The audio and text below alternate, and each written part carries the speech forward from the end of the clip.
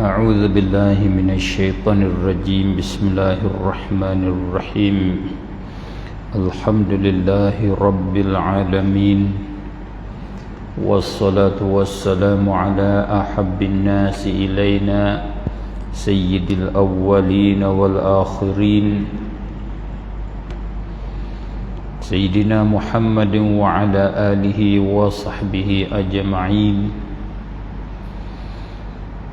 اللهم بك أمسينا وبك أصبحنا وبك نحيا وبك نموت وعليك نتوكل وإليك المصير أمسينا وأمسى الملك لله والحمد لله رب العالمين اللهم إنا نسألك خير هذا الليل فتحه ونصره ونوره وبركته وهداه اللهم إنا نسألك خير هذا الليل وخير ما فيه وخير ما قبله وخير ما بعده ونعوذ بك من شر هذا الليل وشر ما فيه وشر ما قبله وشر ما بعده. Ya Allah, dengan Engkau saja kami berada di waktu petang dan di waktu pagi. Ya Allah, kurniakanlah kepada kami kebaikan ini malam, kebaikan yang ada di dalamnya dan kebaikan yang sebelumnya dan yang selepasnya. Lindungikanlah kami daripada kejahatan ini malam, kejahatan yang ada di dalamnya, kejahatan yang sebelumnya dan kejahatan yang selepasnya. Ya Allah, kurniakanlah kebaikan yang Engkau beri kepada kekasih Engkau, penghulu kami Nabi Muhammad sallallahu alaihi wasallam. Lindungikanlah kami daripada kejahatan yang Engkau lindungkan penghulu kami Nabi Muhammad sallallahu alaihi wasallam. Kurniakanlah kepada kami keadaan yang baik di dalam dunia dan keadaan yang baik di akhirat. Pelihara dan jagakanlah kami daripada azab neraka. Amin ya arhamar rahimin. Alhamdulillah wa syukrulillah. Sama-sama kita rasa dapat kebaikan daripada Allah Subhanahu wa taala, setinggi-tinggi, semaha-maha kebaikan yang Allah kurnia, iaitu kita dapat bimbingan daripada Allah Subhanahu wa taala. Allah mengaturkan pekerjaan kita, Allah mendurungkan kita, menjalankan kita di atas jalan yang dapat kita dengan dia keredaannya, rahmatnya, syurganya.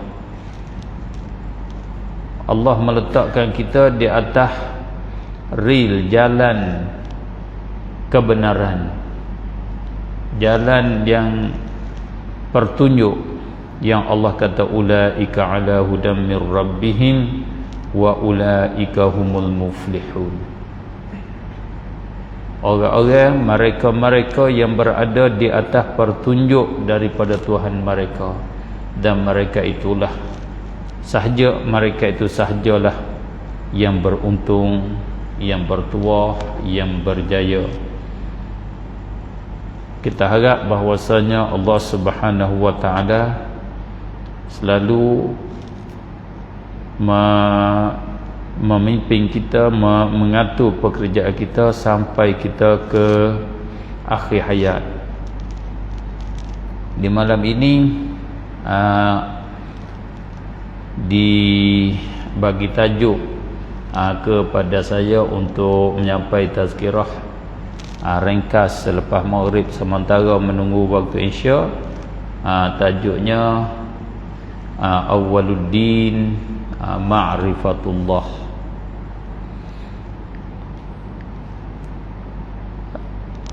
Tuan-tuan,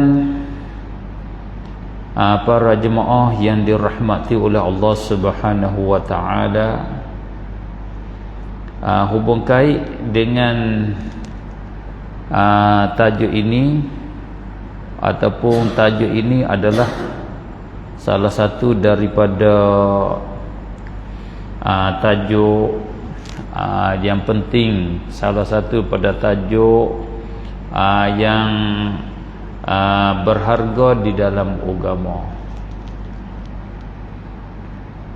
yang memberi artinya awal-awal agama ialah mengenal Allah Subhanahu wa ta'ala. Perkataan awwaluddin ma'rifatullah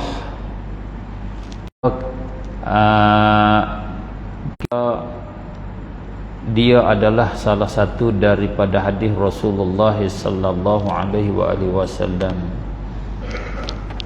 pada masa yang kita tak setengah daripada kita tu tidak menghalusi di dalam tajuk ilmu, khususnya di dalam ilmu hadis, dibangsakan perkataan awwaluddin ma'rifatullah ni kepada Nabi. Kata Sayyidina Rasulullah sallallahu alaihi wasallam sabda, awwaluddin ma'rifatullah. Maka hakikat yang sebenar, ulama-ulama kita buat kajian dengan secara dengan kaedah-kaedah ilmu hadis, maka didapati bahawasanya perkataan awwaluddin ma'rifatullah itu bukan daripada ucapan daripada Sayyiduna Rasulullah sallallahu alaihi wasallam, tetapi sungguh pun kata perkataan itu bukan daripada hadis Nabi, bukan daripada sabda Nabi, tetapi hukumnya di dalam agama betul. Begitulah hukum di dalam agama. Sudah ijma' ulama. Tidak ada seorang ulama yang menyalahi kata tata awwaluddin ma'rifatullah. Kita tajuk dua lah. Satu tentang hukum agama. Apakah yang pertama-tama orang mukallaf mesti kena belajar, kena beramal, kena buat apa pertama-tama orang mukallaf? Itu pertama kali tajuk hukum syarak. Yang kedua tentang sabitnya lafaz, sabitnya perkataan awwaluddin itu daripada Rasulullah sallallahu alaihi wasallam. Nisbah dengan sabit lafaz itu daripada Rasulullah, sebagaimana yang saya kata tadi, ulama muhaqqiqin, ulama yang haluh-haluh yang buat kaji di dalam tajuk ini, mereka tak dapat bahwasanya perkataan awwaluddin daripada Rasulullah sallallahu alaihi wasallam. Berartinya kita nak bangsa kepada Rasulullah, kita nak kata Rasulullah kata awwaluddin ma'rifatullah, tak boleh lah, tak boleh. Salah di dalam tajuk ilmu, salah di dalam agama. Perkara yang tidak dikata oleh Rasulullah kita kata, dikira salah. Adapun hukum syarak, hukum agama tentang awal-awal perkara yang mukallaf kena kerjanya, iaitu ma'rifatullah, itu ittifaq dan ijma' ulama. Di dalam kitab-kitab akidah Ahlus Sunnah wal Jamaah, dia sebut itu adalah awal-awal mengitab yang ditulis di dalam kitab bagi ulama dalam mazhab Imam Malik. Nama kitabnya Ashadul Masalik fi Mazhabil Imam Malik.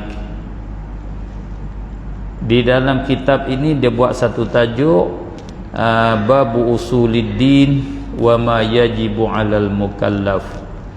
Tajuk Usuluddin, tajuk perkara yang wajib di atas mukallaf. Di sana dia sebut awwalu wajibin 'alal mukallafi ma'rifatullahi yaqinan fa'rifi. Awwalu wajibin 'alal mukallaf, pertama-tama awal-awal perkara yang wajib di atas mukallaf ma'rifatullah, ialah mengenal Allah Subhanahu wa ta'ala, mengetahui tentang ketuhanan Allah Subhanahu wa ta'ala, mengetahui yakinan dengan secara yakin,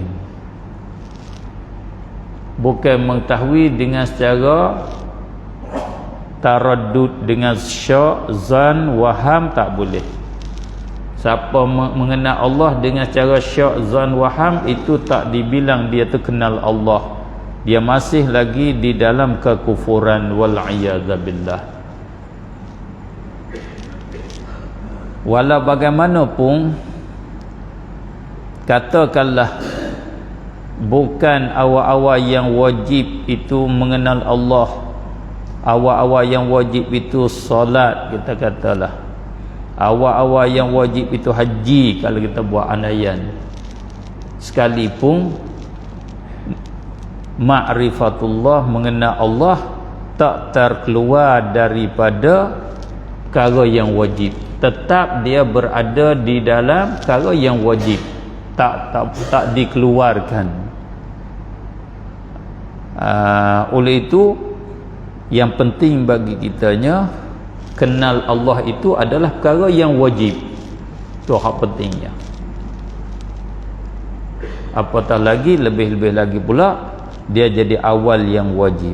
Maka jadi awal yang wajib ini munasabah dan betul dengan dalil di dalam agama, tidak bertetang dengan kaedah agama, dan betul dengan kaedah-kaedah agama. Sebab apa boleh kata begitu?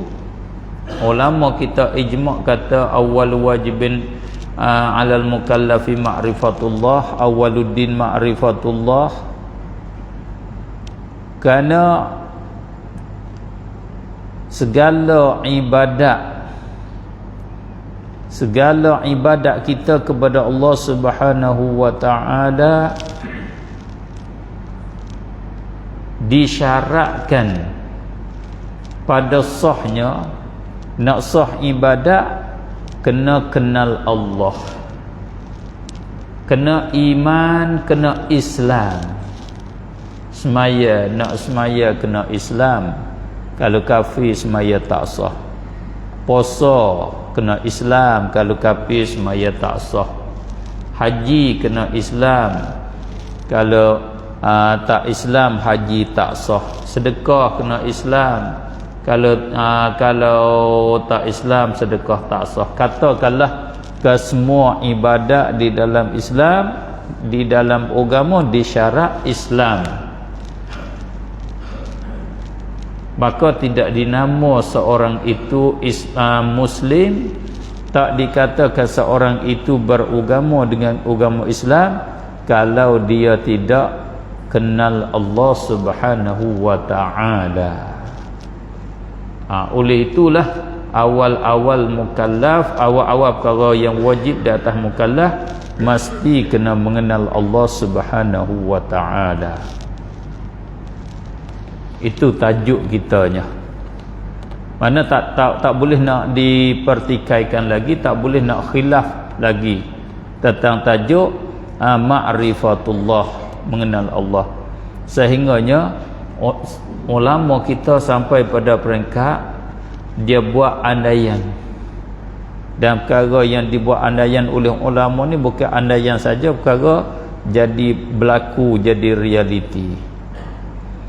Dia buat andaian, kata sekiranya seorang itu dia mukallaf sampai umur mukallaf umur 15 tahun. Selepas daripada umur 15 tahun, lalu jarak masa yang boleh Cukup masa yang kalau dia nak belajar tentang mengenal Allah, boleh dah. Kita katalah lalu jarak masa 1 bulan. Di dalam 1 bulan ni kalau dia belajar nak kenal Allah, boleh kenal Allah. Tetapi dia tak belajar, dia tinggal begitu saja. Kemudian dia meninggal dunia, dia mati. Bila dia mati, dihukum dia mati di atas kufur wal iyadza billah. Dia kufur dengan Allah Subhanahu wa taala. Sebab dia tak kenal Allah. Yang masa tu sepatut boleh dah dia nak kenal Allah, dia tak usaha. Itu mana awwalu wajibin 'alal mukallaf ma'rifatullah. Bukan perkara biasalah. Cumanya oleh kerana perkara ni perkara dalaman. Kalau siapa tak kenal, tak belajar pun tak nampak. Tak seperti sembahyang. Kalau tak sembahyang ni orang nampak. Nampak kata dia tak sembahyang. Dia tak puasa pun kadang orang nampak. Dia duk makan, duk minum, nampak. Itu hak jadi masalahnya. Kekurangan kita orang yang tak belajar, boleh dia tinggal belajar tu kerana duduk di sebelah dalam. Walau bagaimanapun kita di hari ini kita sudah aku dan kita sudah terima bahawasanya kenal Allah ni satu perkara yang penting di dalam agama, satu kewajipan di dalam agama. Yang kedua, itu yang pertama. Yang kedua, bagaimanakah cara mengenal Allah Subhanahu wa taala? Macam mana dipanggil kenal Allah? Nak panggil kenal Allah ni macam mana? Kalau kita kenal lembu, kita tahu. Kita kenal manusia, kenal kayu, kenal batu, kenal air, kita maklum. Hakikat kenal tu, makna kenal tu begitu dahlah seperti kita kenal air. Kenal Allah seperti kita kenal air. Macam mana kita kenal Allah lagu itulah, begitulah. Kalau kita tengok air itu kita tak bertukar dengan kayu. Hak ni air, itu kayu. Begitulah orang kenal Allah. Kalau orang tu tak bertukar, hak ni Allah, hak ni lain daripada Allah, orang tu kenallah Allah Subhanahu wa taala. Maka ulama kita rahimahumullahu taala dengan dia kembali kepada kaedah-kaedah agama, iaitu kaedah-kaedah Allah yang Allah sebut di dalam Al-Quran, kaedah-kaedah Nabi yang Nabi sebut di dalam hadis yang sabit daripada Nabi, di dalam dakwah Nabi sepanjang umur dia, semenjak dia dilatih jadi Rasul sampai kepada akhir hayat dia. Ulama kita boleh buat kesimpulan tentang cara mengenal Allah Subhanahu wa taala. Cara kesimpulannya iaitu kita tak boleh nak kenal Allah dengan secara hakikat, dengan secara diri Allah betul-betul, zat Allah betul-betul macam mana, tak boleh. Kerana tak boleh tahu hakikat zat Allah Subhanahu wa taala oleh siapa-siapa pun. Tak ada siapa boleh tahu hakikat zat Allah. Macam mana Allah, seperti kayu ke, seperti batu ke, seperti angin ke, seperti api ke, seperti air, tak boleh. Kerana tak boleh kenal Allah malaikat dengan Allah memperkenalkan zat dia sendiri. Maka Allah tak cerita tajuk zat dia macam mana, tak ada. Sehingga Fir'aun tanya Nabi Musa. Fir'aun dia soal Nabi Musa dengan kata wa ma rabbul alamin. Nabi Musa alaihi salam di dalam dakwah dia kepada Fir'aun, dia ajak Fir'aun beriman dengan Tuhan Rabbul Alamin, yaitu beriman dengan Allah Subhanahu wa ta'ala. Maka Fir'aun tanya Nabi Musa, soal Nabi Musa, wa ma rabbul alamin? Qala Fir'aun wa ma rabbul alamin. Berkata oleh Fir'aun kepada Nabi Musa, apakah Tuhan Rabbul Alamin yang engkau dakwa, yang engkau mengaku kata engkau jadi pesuruhnya, yang engkau kata dialah Tuhan lain daripada aku? Dia tanya hakikat betul-betul, tanya diri Tuhan tu macam mana diri Tuhan, apakah Tuhan? Kita belajar bahasa Arab, soal dengan ma dia panggil as-soal anil haqiqah, tanya daripada hakikat. Seperti kita kata, kita tak faham harimau, kita tanya apakah harimau. Kalau kita tak faham air, kita kata apakah air.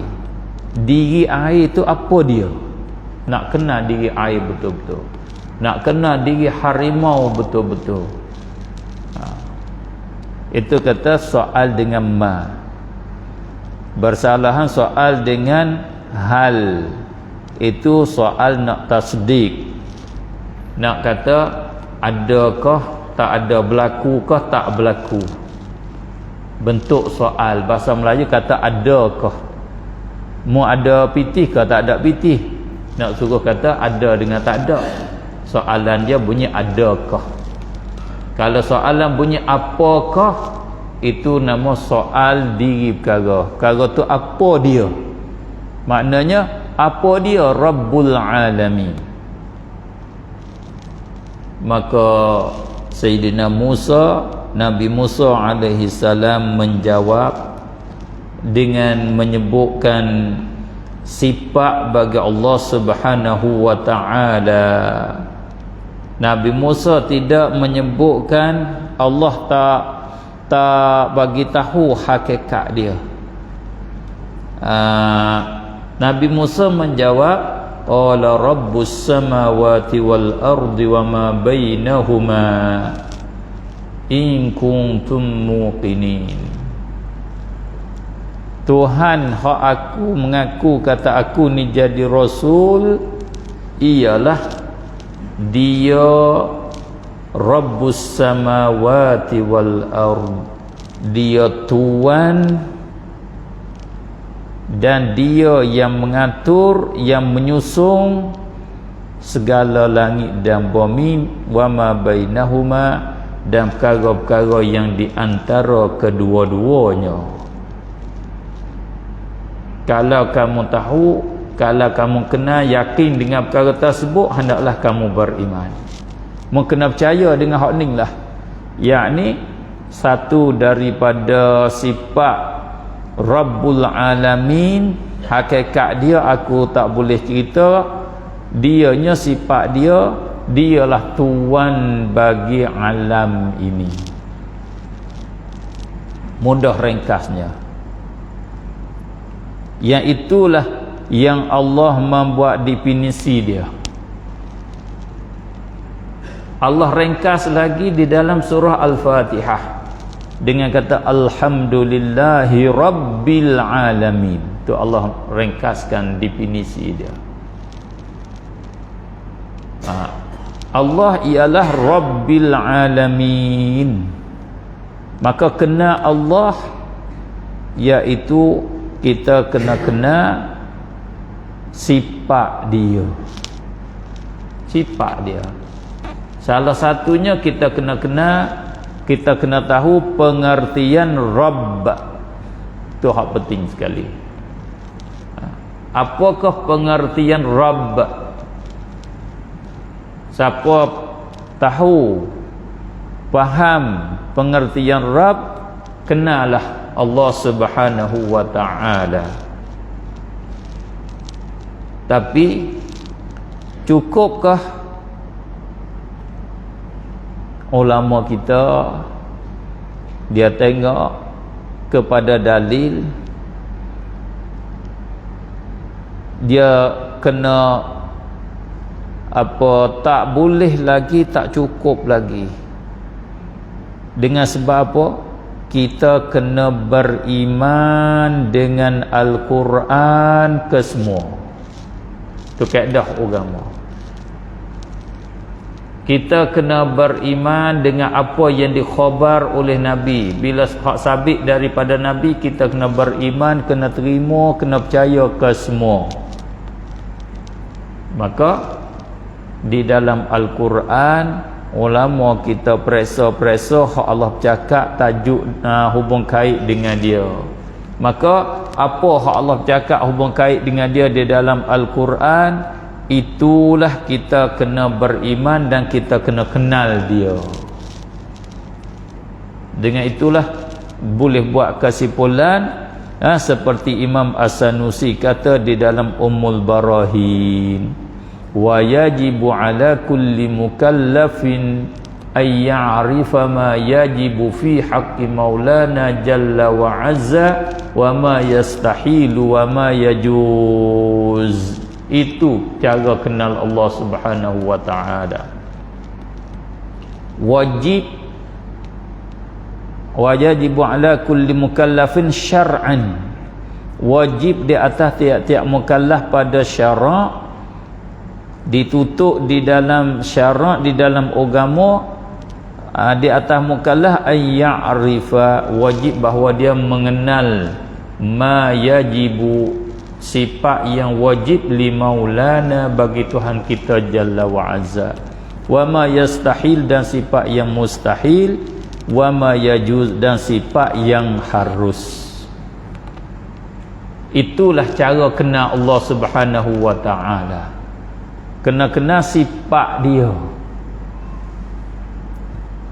Macam mana sifat dia?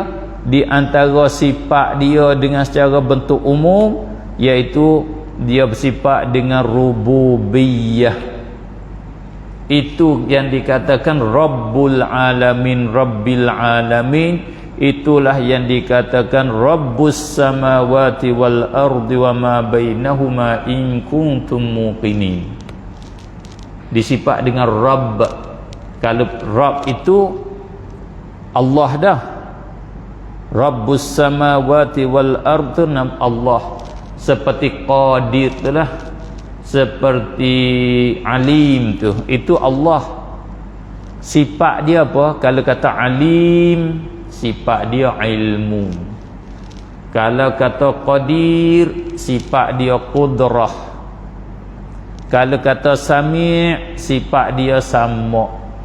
Kalau kata Basir, sifat dia Basar. Kalau kata Hayy, sifat dia Hayyah. Kalau kata Murid, sifat dia Iradah. Katakanlah seterusnya. Kalau kata Qadim, sifat dia Qidam. Kalau kata Al-Baqi, sifat dia Baqa. Kalau kata Ar-Rahim, sifat dia Rahmah. Kalau kata Ar-Ra'uf, sifat dia Ra'fah. Kalau kata Mutakabbir, sifat dia Takabbur. Kalau kata Al-Malik, sifat dia Milk. Katakanlah seterusnya. Kalau kata Rabb, kalau bahasa Arab, sifat dia kata rububiyah. Rububiyah. Maknanya kita kena Allah, kita kena mengaku dengan rububiyatullah. Itu caranya.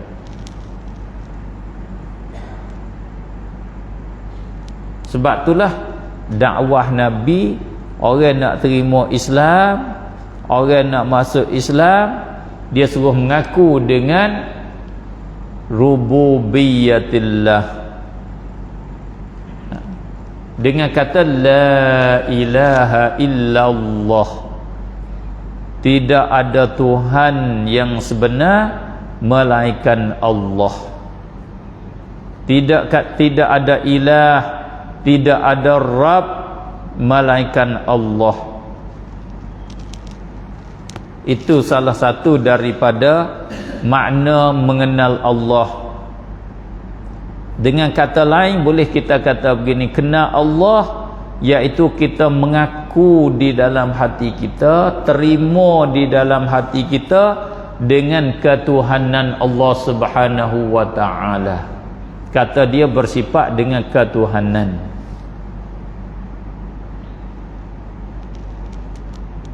Apa makna ketuhanan? Makna ketuhanan Allah itu apa dia? Dengan secara ringkas, makna ketuhanan Allah ialah Allah sahaja, Allah lah yang jadi tuan bagi semua perkara. Allah lah yang mengatur semua perkara. Dialah yang bersifat dengan segala sifat kesempurnaan. Dia yang tidak ada satu kekurangan pun. Itu makna ketuhanan dia. Mana Allah jadi Tuhan, dia yang bersifat dengan kesempurnaan, dia tidak ada kekurangan, dia Tuan, dan dialah yang mengatur semua perkara yang duk berlaku, yang ada, yang hilang, dialah semua. Itu makna rububiyatillah. Kelaziman daripada dia tu bersifat dengan yang tersebut, dia bersifat dengan rububiyah, tak boleh kita nak sembah yang lain daripada dia. Yang lain daripada dia tidak berhak disembah. Yang lain pada Allah dia tak minta suruh sembah dia. Tak ada batu dia tak minta kita suruh sembah dia. Matahari dia tak minta kita sembah dia. Malaikat dia tak minta kita sembah dia. Hantu dia tak minta suruh kita sembah dia atas jalan kata dia Tuhan yang sebenar. Hanya dia minta suruh kita sembah dia atas jalan dia nak menyesat kita. Bukan dia minta sembah dia atas jalan dia berhak disembah, tak ada. Sebab apa? Yang berhak disembah dia kena bersifat dengan rububiyah. Bersifat dengan tiga tadi. Sifat dengan dia semua sifat kesempurnaan, tak ada kekurangan, dan dia bersifat dengan mengatur semua perkara. Itu asal dengan cara luah, dengan cara merakumi makna rububiyatillah, ketuhanan Allah. Maka tidak bersifat dengan tiga sifat yang tersebut illallah, malaikan Allah. Allah saja, yang lain tak ada. Itu kata mengaku dengan demikian, itulah nama dia ma'rifatullah, kenal Allah Subhanahu wa taala. Tapi ulama kita dia tengok dalil jauh lagi, bukan sekadar mengaku saja. Tak dapat tidak nak panggil kenal tu kena ada hujjah, ada dalil. Kalau kita mengaku dengan terima ikut orang, dia tak panggil kenal, dia panggil taklid nama dia, ikut orang saja. Bila taklid tu dipanggil kenal ke sah ke tak sah lagi akidah kita, khilaf ulama. Yang muktamad tak apa dah, boleh dah, sah dah kita. Cumanya hak setengah ulama kata berdosa lagi kerana kita tak usaha. Kita orang kuasa boleh nak usaha dalil, wajib kita usaha dalil. Walau bagaimanapun kita ambil hak muktamad, tak apa adalah dia lepas daripada kekufuran, lepas daripada kesyirikan. Ibadat dia tu sah adalah ikut pendapat yang mu'tamad. Kama dia sekadar kata kita tahu begitu tak cukup, kerana di dalam Al-Quran dia mensifatkan Allah Subhanahu wa taala dengan beberapa sifat, dengan beberapa sifat salbiyat, beberapa sifat ma'ani. Kita kena tahu sifat-sifat salbiyat, sifat-sifat ma'ani bagi dia, kerana bina di atas dasar beriman dengan Al-Quran. Oleh itulah ulama kita dia suruh kita belajar sifat-sifat Allah. Salah di antaranya kita kena belajar sifat 20. Sebab sifat 20 ni sifat yang bila kita tak tahu dia, kita boleh jadi kufur, kita boleh jadi kafir. Kerana orang-orang kafir duk jadi kafir di antaranya mereka yang tak tahu dan ingkar sifat 20 ni.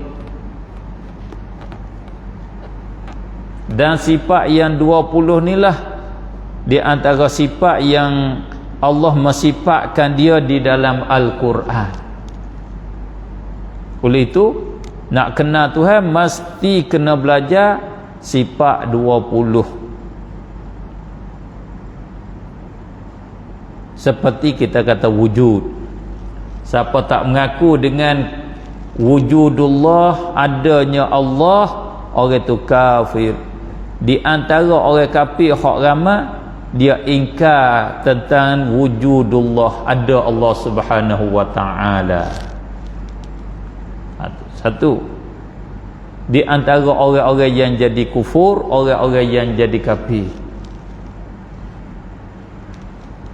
Dan di antara orang-orang yang jadi kafir, jadi kufur, dia ingkar kekuasaan Allah Subhanahu wa taala. Sebab tu Allah mensifatkan dia dengan dia sangat-sangat kuasa. Dia boleh nak menghidupkan orang yang mati, nak mematikan orang yang hidup. Dialah yang mengembalikan mengembalikan hidup kepada orang yang mati. Yang mana orang kafir dia ingkar perkara ni. Awa abaunal awwalun, takkah a idza mitna wa kunna turaban wa 'idhaman a inna lamab'utsun. Awa abaunal awwalun. Kita masuk waktu insya, masa kita pun dihad begitu.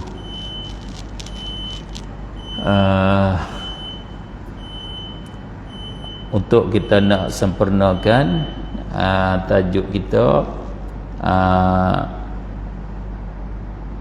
kita bukalah soalan. Kalau ada soalan boleh satu soalan, kalau dua soalan hak pendek-pendek. Lepas tu kita azan lah, azan semaya Isya. Tak boleh nak mendetail, tak boleh nak halus lagi kerana masa tu tak izin kepada kita. Ada soalan?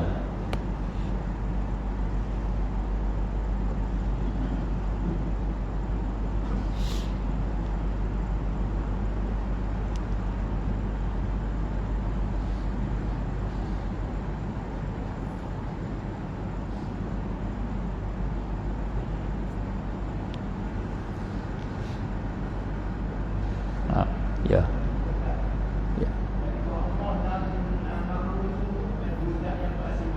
Apa ni?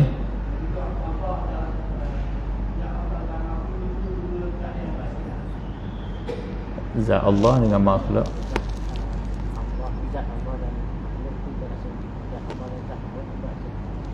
Zat Allah dengan zat makhluk ni adakah dia berasingan? Itu terah di dalam kitab Al-Asma'i was Sifat bagi Imam Al-Baihaqi. Imam Al-Baihaqi dia sebut di dalam Al-Asma'i was Sifat, dan beberapa kitab yang lain yang saya tak ingat nak sebut. Yang saya ingat salah satu daripadanya yang saya duk baca di antaranya iaitu kitab Al-Asma'i was Sifat bagi Imam Al-Baihaqi, dan kitab Al-I'tiqad bagi Imam Al-Baihaqi, seorang daripada ulama hadis yang besar dalam mazhab kita Syafi'i, dan juga dia salah seorang daripada Asy'ariyah yang besar di dalam pengikut-pengikut Imam Abul Hasan Al-Asy'ari, Imam Al-Hafiz Imam Al-Baihaqi. Dia kata di sana Allah Subhanahu wa taala mubainun min an khalqih. Dia yang bekas, yang duk bergaul, yang bercampur dengan makhluknya. Orang i'tikad kata Allah hulul, duduk bergaul dengan makhluk, maka itu akidah tu ittifaq dan ijma' ulama di atas kufurnya. Mana Allah munfasilun, Allah terasing dengan mana bukan Allah bercampur dengan makhluk. Allah ada di dalam air, Allah ada di dalam pokok, Allah ada di dalam binatang, lembu dan umpamanya. Maka dengan demikian, adakah boleh kita nak kata kufur yang di antara ulama-ulama kita yang besar boleh dikatakan waliullah min akabiri awliyaillah, setengah daripada wali-wali Allah yang besar, dia kata Allah ada di dalam makhluk dia, ada di dalam pokok. Bila kita tengok pokok, Allah ada di dalam pokok. Bila kita tengok air, Allah ada di dalam air. Bila kita tengok langit, kita nampak Allah di dalam langit. Bila kita tengok matahari, kita nampak Allah di dalam matahari. Khususnya itu salah satu daripada ajaran tasawuf yang tinggi sampai ke tahap tu. Adakah kita kata kufur? Perkataan itu kataan yang boleh jadi kufur. Kataan itu adalah perkataan boleh jadi tauhid yang tinggi. Tak boleh kita nak hukum kufur dengan itlaq. Tak boleh. Kena ada tafsir dia. Seperti kita biasa, kita kata ubat pinadu menghilangkan sakit kepala. Ubat pinadu menyembuh, menghilangkan demam kita. Kufur ke tak kufur bila kata begitu? Tak boleh nak kata kufur, tak boleh nak kata salah, tilik. Kalau seorang tu kata ubat pinadu tu boleh menghilangkan sakit kepala, dengan mana ubat itu sendiri dengan zat dia, diri dialah menghilangkan, itu kufur. Itu orang tak kenal Allah, tak kenal Rabbul Alamin tu. Dia bangsakan mengatur pekerjaan kepada yang lain pada Allah, iaitu dia kata yang mengatur pekerjaan menghilangkan sakit kepala kepada ubat pinadu. Dia kata nasi lah yang mengenyang, dia membasarkan mengenyang pada nasi. Nasi lah jadi Rabb, jadi Tuhan. Itu kufur.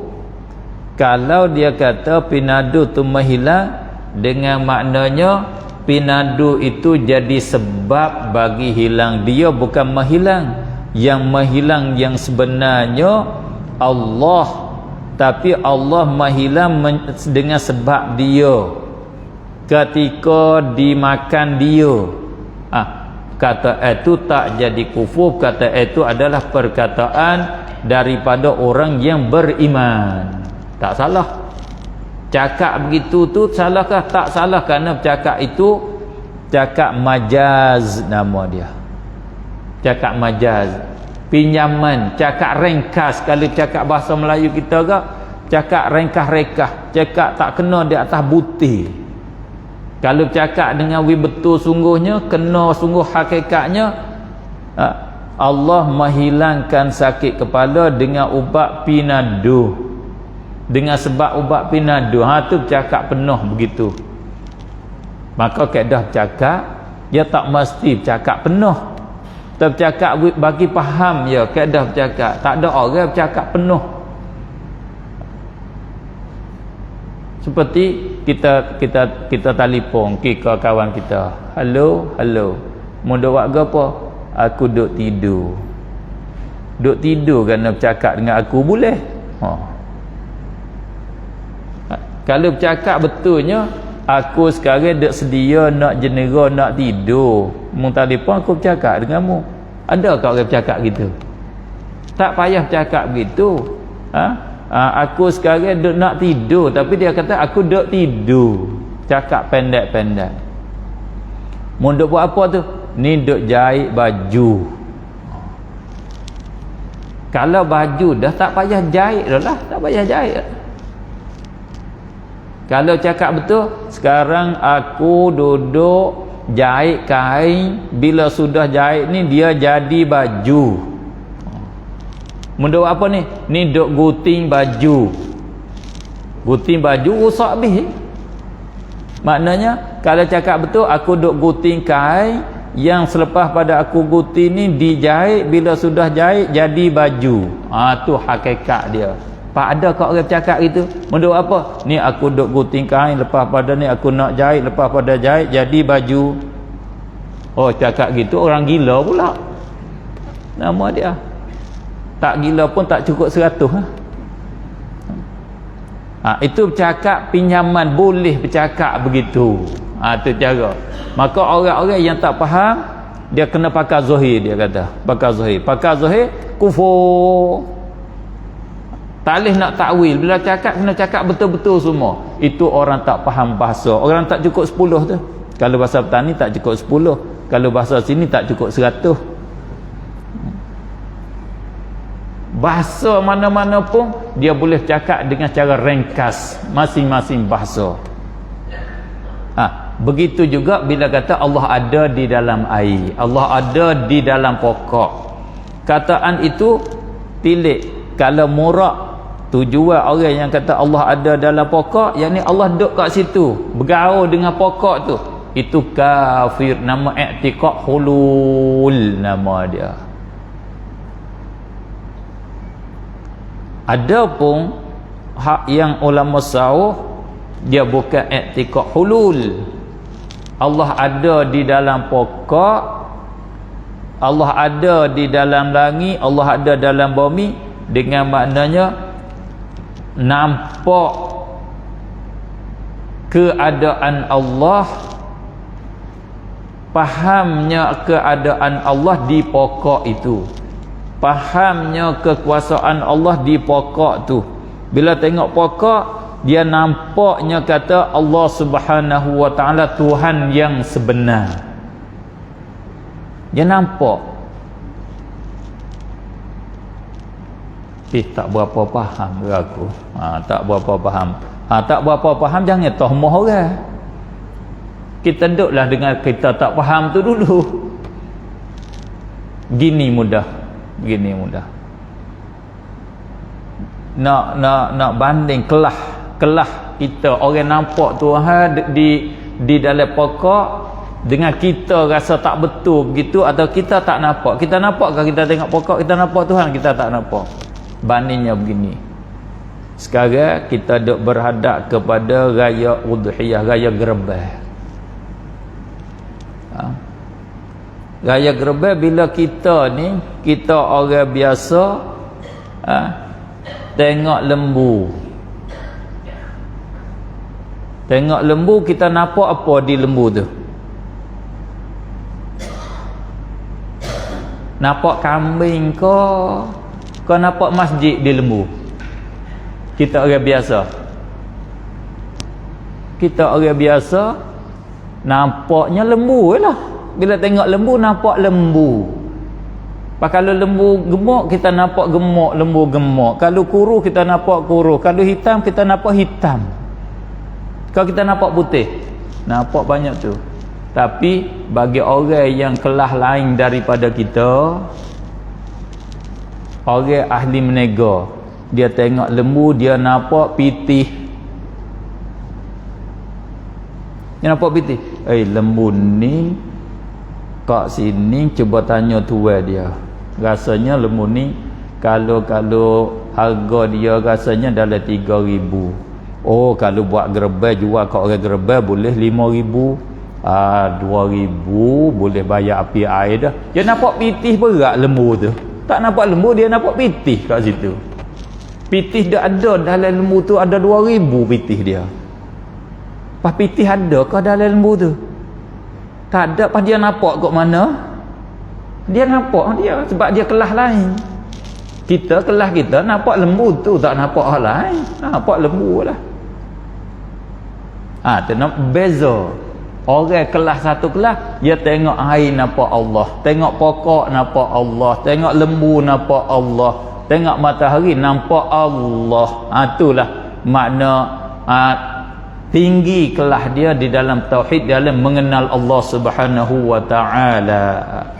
Itu makna Allah mana ada pada pokok. Bukan makna Allah ada di dalam hakikat Allah, dia tak bergaul, tak bercampur dengan alam, tak bercampur. Bila tak bercampur dia jauh kan? Tak, bukan dia jauh. Allah tak boleh bangsa jauh, mana terasing dengan mana ada jarak. La masafatalah, tidak ada masafah. Itulah ulama kata al-ajzu anil idraki idrak, wallahu subhanahu wa ta'ala a'lam. Minta maaf dah untuk kita kali ni, setakat tu dulu. Kalau sekiranya saya ambil masa lebih tu, maaf banyak-banyaklah. Dan apa yang saya boleh sampai yang baik adalah daripada Allah Subhanahu wa taala. Apa yang salah dan silap dan kekurangan itu daripada kelemahan saya. Aqulu qawli hadza wa astaghfirullahal azim li wa lakum wa lisairil muslimin wal muslimat wal mu'minin wal mu'minat fastaghfiruhu innahu wal ghafurur rahim. Wassalamualaikum warahmatullahi wabarakatuh.